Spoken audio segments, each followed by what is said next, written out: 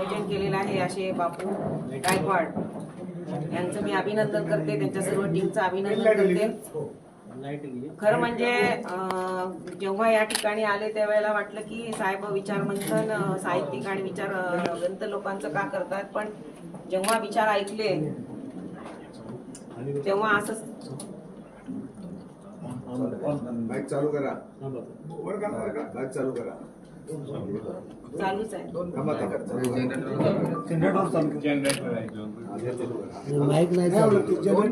तेव्हा असं समजलं की जे साहित्यिक असतात ते साहित्यिक हे निडर व्यक्तिमत्वाचे असतात.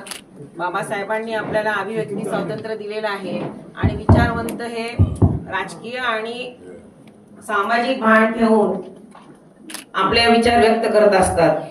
आठवले साहेब जेव्हा पक्ष कुठेतरी मरगळत आलेला आहे आणि त्यांना जेव्हा फ्रेश करायची वेळ येते आणि जेव्हा महत्वपूर्ण निर्णय घ्यायची वेळ येते तेव्हा अशी साहित्यिकांची मीटिंग घेतात.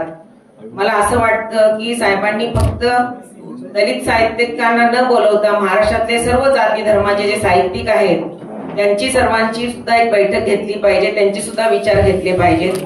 देश स्तरावर सुद्धा ते देशातले साहित्यिक आहेत मोठे मोठे, त्यांची देखील एक बैठक घेऊन देश पातळीवर कसा पक्ष राष्ट्रीय मान्यता मिळेल याचा देखील विचार केला गेला पाहिजे. मी